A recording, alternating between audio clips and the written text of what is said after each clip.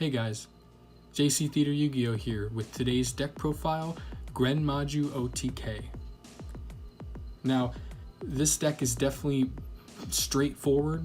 All you gotta do is bring out this bad boy here and attack for game, and every other card in this deck just helps to get there. Without further ado, let's get started.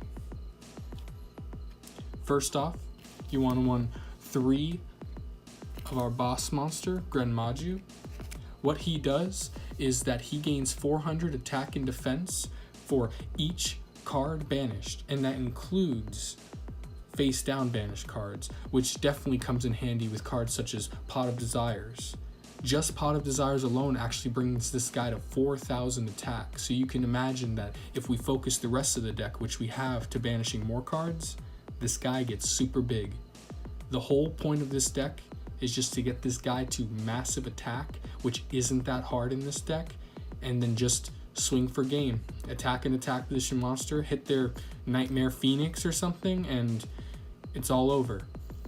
Now, I know it's not really talked about and it's not the biggest deal, but honestly, because of Lynx not being able to go to defense position, that makes this deck even that much better. Next up, we're going to run 3 Eater of Millions. Now, even though this is good that it's another body on board, the reason we play this card is because it can banish up to all of the cards in the extra deck, meaning that's 15 more banished cards to pump up Gren Maju's attack even higher. Next up, we're going to be running 2 Necroface. Now, Necroface, when it's normal summoned, you can shuffle all banished cards into the deck. Now that's good because we do run 3 Pot of Desires, and if by chance we manage to banish all 3 Gren Majus, then this will be a good normal summon to get it back. And on top of that, if you manage to banish him, then each player banishes an additional 5 cards from the top of their deck. So you can add another 5 cards to that total to pump up Gren Maju. Now next up, because Gren Maju is unsearchable and you basically have to rely on drawing him, sometimes you can't draw him immediately. So that's why we play some anti-attacking hand traps, such as 2 Swift Scarecrow, and then 3 Battle Fader. This just honestly buys you more time so that way you can get to the Gren Maju OTK. Finally, for the monsters, we play 1 Giant Rex. I would honestly maybe cut this card since I don't use the extra deck at all and he can attack directly, but he can do something to a lower attack position monster. And plus we're running a banished deck and Giant Rex fits pretty well into it. And on top of that, we're going to play the 1 Electromagnetic Turtle. If he gets sent to the graveyard with Foolish or just by other means, if you set it face down, then you can banish him and again end the battle phase. Plus, he'll add another banish to beef up Gren Maju as well. Now onto the spells and traps, we have the 1 Raigeki and 1 Dark Hole. Now these guys basically serve the same purpose, to get monsters off of your opponent's side of the field and attack for game. As you saw, Gren Maju and Necroface are the only 2 monsters that really matter to be on the field and actually use them per se. So it doesn't matter if you happen to Dark Hole like your Eater of Millions or something, but for the most part, you just got to get things off the board and then summon Gren Maju and attack. Next up, we have the 1 Gold Sark. Usually you're going to use this for Necroface to further banish those 5 off the top of both players' decks. Next up, I have 2 Hey Trunade. Now my thinking with this is just in case your opponent does have any battle traps like Mirror Force or any of its iterations, this can kind of bounce them back so that way you're free to attack for game. Next I have the 1 Foolish Burial. My go-to is Electromagnetic Turtle, but honestly, as you'll see later on in the deck, spoiler alert, I do run Dimensional Fissure and Macrocosmos, so you can honestly, if those are up, you can send Necroface or any other monster like Giant Rex, and you can have those use their effects because they'll be banished instead. Now this next card is part of my many draw cards in the deck that I really like in this deck in particular. I know it's not the best and its second effect isn't that good, but here, you'll see. I play 1 Contract with Dawn 1000. Now when it's activated, both players lose 1,000 life points. I know life points really don't matter in Yu-Gi-Oh!, especially in 2019, but with this guy, it makes your opponent's life points 7,000 if you use it like first turn, and that'll just get you that much closer to the OTK. And then if you do both lose 1,000 life points, each draws a card, which helps you get a little deeper into your deck. Preferably, you end the match really quick, so that way it doesn't matter what card your opponent drew.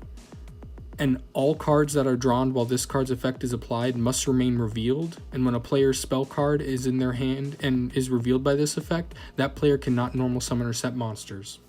You can set your spell cards, you can use your spell cards, but the rest of this effect, other than the minusing 1,000 life points and drawing a card, doesn't really matter because you're not playing this deck for the long game unless you happen to not draw Gren Maju. That's the same reasoning behind 1 Day of Peace, which lets you draw a card and neither player takes battle damage until the end of the opponent's next turn. Next up, we play 3 Pot of Duality. Now, this does conflict with Eater of Millions, but Pot of Duality is really good in this deck because you're searching for a specific card that you need, as opposed to other decks where you may have to choose between multiple combo pieces. If one of those 3 cards you excavate from the top of your deck happens to be Gren Maju, then you know your choice, and then you can just add it to your hand and go off from there. The best draw card in this deck is the 3 Pot of Desires. As I mentioned earlier, using this will not only make your Gren Maju a minimum of 4,000 attack, but it will also let you draw 2 cards. Now, on top of that, if Macrocosmos happens to be on the field, it banishes all cards instead of sending them to the graveyard. So that means Pot of Desires will make it 4,400. It's not the biggest deal, but I think that's kind of interesting. Next up, I got a little spicy choice, and lately it's been kind of hyped up as recording of this video for the Mystic Mine decks, but I have 3 Ledger of Ledgermane. Though this deck, in theory, wants to finish games very quickly, if they do draw out because you're trying to get Gren Maju, this definitely comes in handy.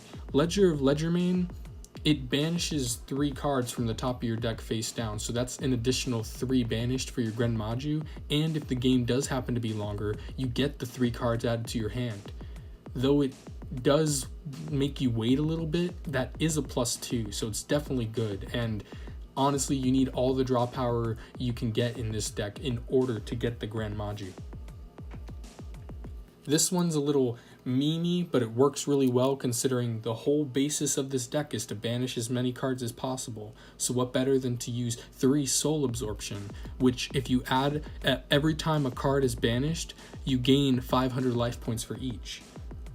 So that'll be a secondary effect. Every time you banish something, not only are you increasing Gren Maju's attack, but you're also increasing your survivability.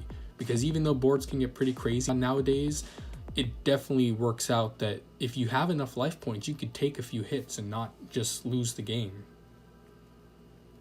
Next, we play the 1 Dimensional Fissure and the 1 Macrocosmos. Now, Dimensional Fissure and Macrocosmos, the only real difference is Dimensional Fissure, because it is a continuous spell, I guess that's why they have that only any monster that's sent to the graveyard is banished instead. Whereas Macrocosmos, being a trap, any card gets banished instead. And they're both 1-ofs. If they were at more, we'd definitely run more.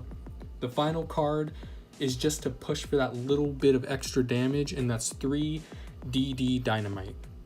Now this guy inflicts 300 damage to your opponent for each of their removed from play cards. Sadly, Gren Maju focuses on your own removed from play cards, where this card focuses on your opponent's removed from play cards.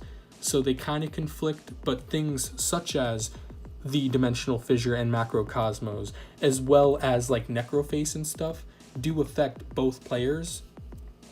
So ultimately, that definitely comes in handy and will definitely add to the damage. Now, I would be showcasing an extra deck today, but honestly, it does not matter. Play your favorite cards, play meme cards, play whatever you'd like. I do not go into the extra deck here. If you'd want to actually have an extra deck, I'd recommend things such as like Link Karibo and the Nightmare Engine or something along those lines. But honestly, your extra deck is just used so that way the first Eater of Millions you see, you just banish 15 and beef up your Gren Maju. Thanks for watching, guys. I know this was a short one, but hopefully I'm trying to cut down on my deck profile time a little bit so that way they aren't like 20 minutes long.